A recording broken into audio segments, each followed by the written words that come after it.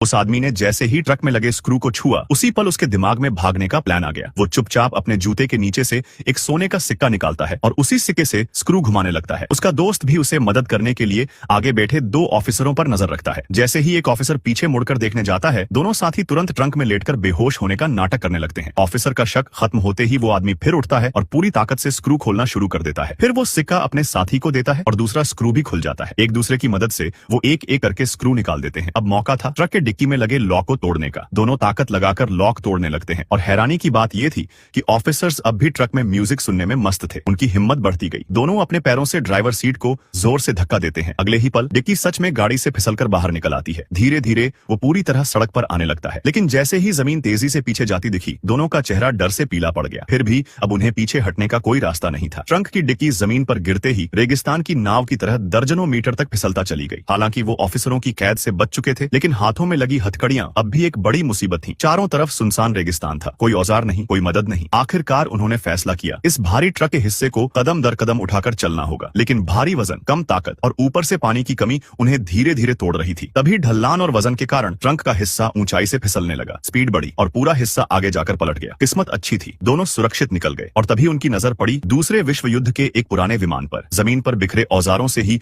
उन्होंने अपनी हथकड़ियां खोल ली और उन औजारों को देखते ही उस आदमी के दिमाग में एक और खतरनाक आइडिया आया। रेगिस्तान की हवा और पुराने विमान के हिस्सों की मदद से उसने उस जले हुए विमान को एक ग्लाइडर में बदल दिया। अब बस विमान को कंट्रोल करना था और वो रेगिस्तान से बाहर निकल सकते थे। लेकिन खुशी ज्यादा देर नहीं टिकी। ऑफिसर चीफ एक हथियारबंद हेलीकॉप्टर लेकर उनके पीछे आ चुका था। मजबूरी में दोनों जल्दी से जमीन में बने एक गड्ढे में कूद गए, लेकिन अंदर का नजारा देखकर वो सन्न रह गए। वो जगह थी दूसरे विश्व युद्ध का छोड़ा हुआ हथियार खाना। अब उनके हाथ में भी हथियार आ चुके थे और हेलीकॉप्टर से पीछा कर रहे सैनिक भी अब उन्हें डरा नहीं सकते थे। जैसे ही तोप को गड्ढे के बाहर निकाला गया, हेलीकॉप्टर पास आया। आदमी ने रस्सी खींच दी और फायर कर दिया। गोला सीधे हेलीकॉप्टर के अंदर आ गया, लेकिन धमाका नहीं हुआ। पायलट राहत की सांस लेने ही वाला था कि तभी वह गोला उसे जलता हुआ दिखा। यह देखकर पायलट हड़बड़ाने लगे, लेकिन कोई फायदा नहीं हुआ। यह सब देखकर सभी ऑफिसर वहां से निकल गए और यह मौका देखकर वो आदमी और उसका दोस्त भी भागने में कामयाब हो गए।